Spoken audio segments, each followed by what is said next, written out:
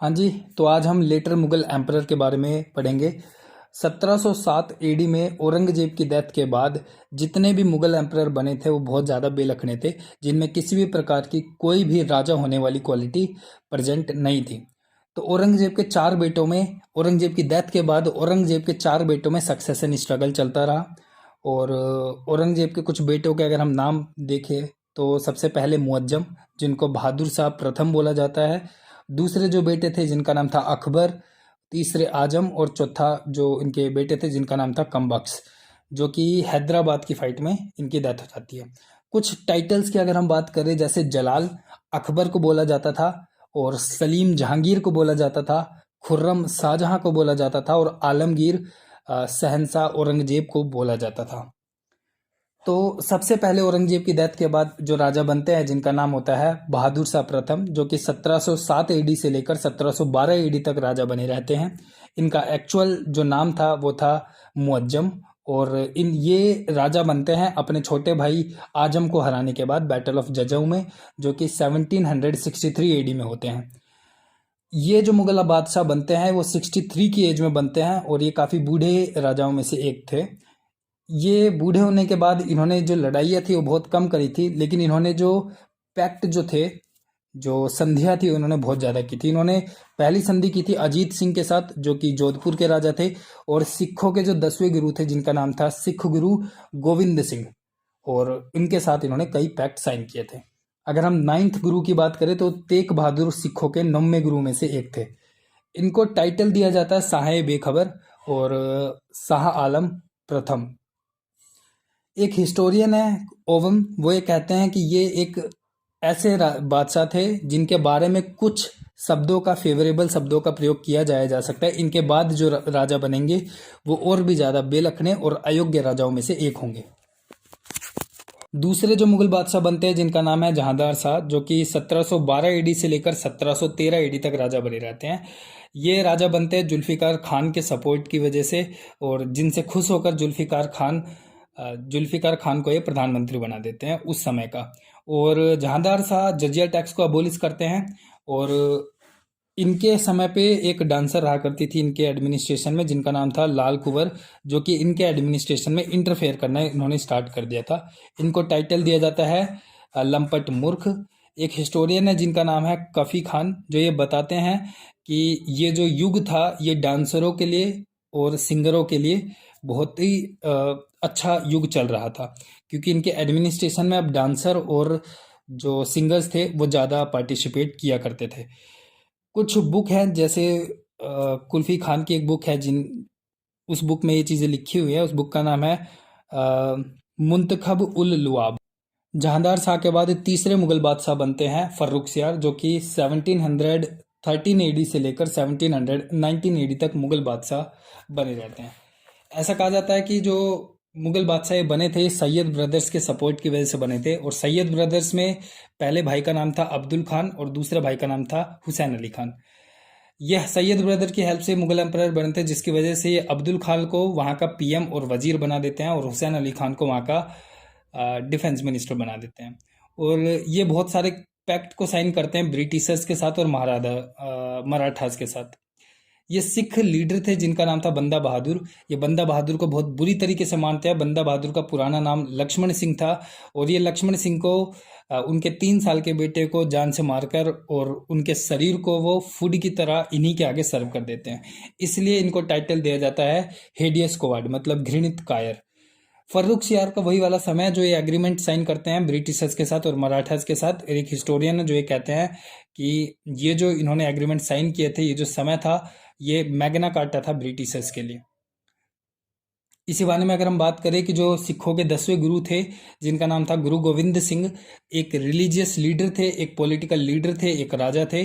और 10वें गुरु ने इनको एक लास्ट बुक दी थी, और उन्होंने ये कहा था कि 10वें गुरु के बाद सिखों का कोई 11वां गुरु नहीं होगा। इनकी एक कहावत है, चिड़िया के संग बाज लड़ावा तानु गुरु गोविंद नाम कहावा, 1.25 लाख तो एक लड़ावा तानु गुरु गोविंद सिंह नाम कहावा। फर्रुखसियार के बाद चौथे राजा बनते हैं जिनका नाम होता है रफीद उल दर्रा, जो कि 1719 एडी में राजा बनते हैं और ये सैयद ब्रदर की हेल्प से ही राजा बनते हैं। इनके रूलिंग पीरियड बहुत छोटा रहा था, ये फरवरी 1719 से लेकर जून 1719 एडी तक ये राजा बने रहते हैं, पर टीवी होने के कारण इनकी डेथ बहुत जल्दी हो जाती है। और इसके बाद जो पांचवें मुगल बादशाह बनाए जाते हैं रफीद उद्दौला, जो कि 1719 ईडी में राजा बनाए जाते हैं। ये राजा भी सिर्फ 6 महीने के लिए राजा बन पाते हैं। उसके बाद जो हाँ 6 महीने के लिए राजा बन पाते हैं। इनको टाइटल दिया जाता है शाहजहां सेकंड और इनकी मृत्यु हो जाती है पेचिश के कारण।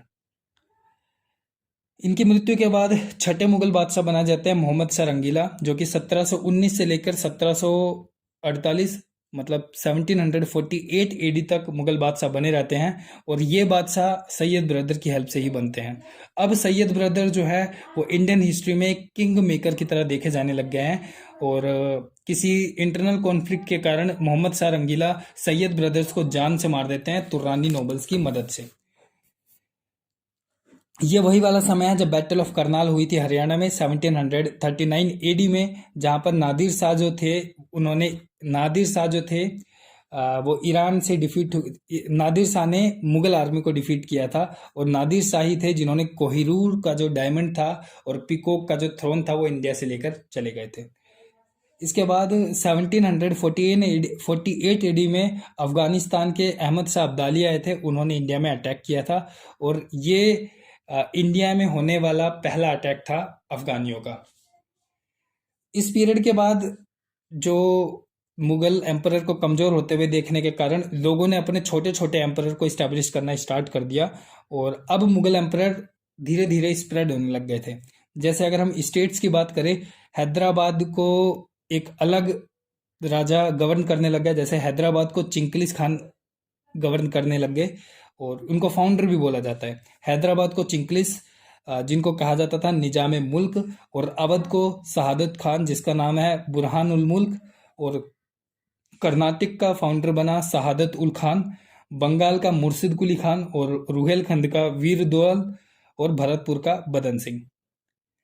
इसके बाद सातवें मुगल बादशाह बनते हैं जिनका नाम होता है अहमद शाह, जो कि 1748 एडी से लेकर 1754 एडी तक राजा बने रहते हैं। इनका एक वजीर था जिनका नाम था सफदरजंग। ठीक है, इनके राज्य में एक डांसर रहा करती थी जिनका नाम था उद्दम बाई, जो कि इनके एडमिनिस्ट्रेशन में इंटरफेयर करती थी। एक इनूस था, मतलब एक हिजड़ा था जिनका नाम था जावेद खान, वो भी इनके एडमिनिस्ट्रेशन में इंटरफेयर करने लगा था, जिसकी वजह से उमाद उल मुल्क जो थे उन्होंने अहमद शाह को ब्लाइंड कर दिया गया था और आलमगीर सेकंड को राजा बना दिया था। इसके बाद जो आठवें मुगल बादशाह है जिनका नाम है आलमगीर सेकंड, जो कि 1754 एडी से लेकर 1759 एडी तक मुगल बादशाह बने रहते हैं और इसके बाद इमादुल मुल्क जो है वो इनका मर्डर कर देते हैं। आलमगीर जो सेकंड हैं वो ग्रैंडसन हैं जहांदार शाह के, और इसी समय पे जैसे 1757 एडी में अहमद शाह अब्दाली जो है उन्होंने इंडिया को इन्वेड किया था और बैटल ऑफ प्लासी इन्हीं के समय पे हुई थी, आलमगीर सेकंड के समय पे। इसके बाद नाइन्थ मुगल बादशाह जिनका नाम है शाह आलम सेकंड, जो कि 1759 एडी से लेकर 1806 एडी तक मुगल बादशाह बने रहते हैं। इन्हीं के समय पे 1764 एडी में ये बैटल ऑफ बुक्सार में पार्टिसिपेशन करते हैं और ये कहा जाता है कि ये स्टे कर रहे थे इलाहाबाद में और अंग्रेजों की पेंशन पे पल रहे थे। इलाहाबाद का जो इनका स्टे होने वाला जो टाइम था वो 1765 एडी से लेकर 1772 एडी तक ये इलाहाबाद में स्टे कर रहे थे और इसी बीच 1772 एडी में दिल्ली की तरफ मूव करते हैं महादजी स्किंदिया को सपोर्ट करने के लिए, जो कि मराठा थे। लेकिन मराठा जो थे उनको बहुत बुरी तरीके से डिफीट कर दिया जाता है ब्रिटिशर्स के द्वारा, जिसकी वजह से मुगल एम्परर से नाराज होकर 1803 एडी में जो ब्रिटिशर्स है वो दिल्ली को कैप्चर कर लेते हैं और मुगल बादशाह को वहाँ पर स्टे करने का ऑर्डर दे देते हैं और शाह आलम सेकंड की जो पेंशन है उसे रोक देते हैं हमेशा के लिए। इसके बाद जो 10वें मुगल बादशाह बनते हैं जिनका नाम है अकबर सेकंड, जो कि 1806 एडी से लेकर 1837 एडी तक मुगल बादशाह बनते हैं। इन्हीं के समय पे जो मुगल के जो कॉइन का सर्कुलेशन था इंडिया में वो स्टॉप हो जाता है और जो राजा राम मोहन रॉय थे उन्होंने अकबर की पेंशन स्टार्ट करवाई थी ब्रिटिशर्स को कहने के बाद। इसके बाद 11वें मुगल बादशाह है जिनका नाम है बहादुर शाह सेकंड, जो कि 1837 एडी से लेकर 1857 एडी तक मुगल बादशाह बने रहते हैं। इनको शायरी लिखने का बहुत ज़्यादा शौक था, तो इसलिए इनको जाफ़र बोला जाता था। और इन्हीं की वजह से जो 1857 का जो रिवोल्ट हुआ था, मेरठ के जो सोल्जर्स थे वो दिल्ली आना इन्होंने स्टार्ट कर दिया था, जिसकी वजह से इन्होंने बेगम जिन्नत महल के इनकरेज करने पर इन्होंने ब्रिटिशर्स के खिलाफ रिवोल्ट स्टार्ट कर दिया था, जिससे ब्रिटिशर्स इनसे नाराज हो गए थे। और ब्रिटिशर्स से डर कर ये मुगल बादशाह हुमायूं टॉम में जाकर छिप गए थे और ब्रिटिशर्स ने इन्हें अरेस्ट कर लिया था और इन्हें बहादुर शाह सेकंड को रंगून डिपार्चर कर दिया था। रंगून बर्मा में एग्जिस्ट करता है और वहाँ पर 1862 एडी में इनकी डेथ हो जाती है। ये हमारे सबसे लास्ट मुगल एम्परर थे। इसके बाद 1857 के बाद मुगल बादशाह वाले जो कॉन्सेप्ट है वो ख़त्म हो जाते हैं।